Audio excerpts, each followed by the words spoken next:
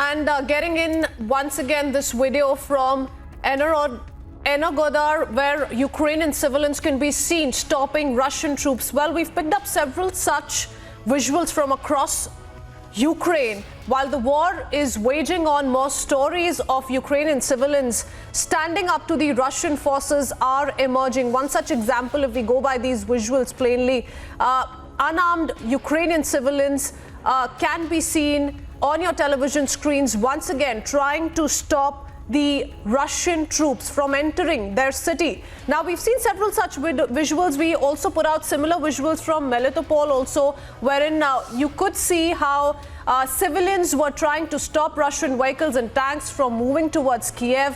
And certainly being called an heroic act by the Ukrainian officials. Remember, now they've offered all of those civilians who want to join hands with them to take up arms. Whoever wants to fight this war with Russian troops is more than welcome as per the Ukrainian officials. But yes, we've seen how several unarmed civilians have also tried to stop the Russian forces. They've been saying that they're unarmed, that this is their land and the Russians must leave. So more and more such visuals coming to light as we are also focusing on the talks that are to take place in a short while from now. And let me go across to Colonel S. Denny joining us with more on that. Colonel Denny, I'd like to come to you on the talks that are to take place this evening. Of course, there was a little bit of an uncertainty on whether or not, we will be seeing the next round of talks, the second round of talks take place between the Russians and the Ukrainians. How important do you think these talks are at the moment, given that we're in the 7th day? We've entered the 7th day and counting as far as this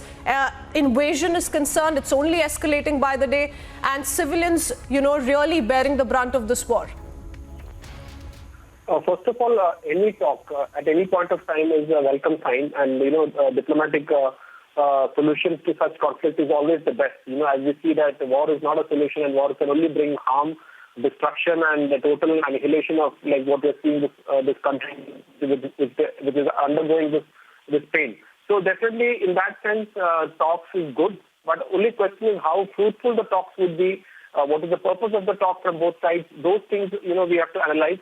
And in that sense, I feel that probably, this talk also would be that series of talking for talking sense, in the sense that, it is a process in itself, rather than any concrete result coming out of it at this stage. As you rightly mentioned, about 7 days of war is over. Roughly about, it's in a classical conventional operation. This is about midway into the operation now.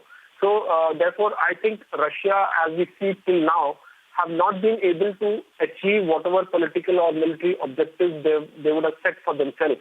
So in that sense, would they agree for any kind of a ceasefire, or is all things which we need to see? However, there is a lot of destruction which is happening, and therefore I think Ukraine would definitely like some sort of a respite, even if there is a temporary ceasefire, so that things at least can have some semblance of order. At this moment, it looks unlikely. I feel that it is more of a, giving, this, just to create that perception globally for Russia that they are also trying to bring in a peaceful resolution rather than anything else, is what I look at. That there's nothing much more which is likely to come out of these talks as of now, but talking itself is a good sign.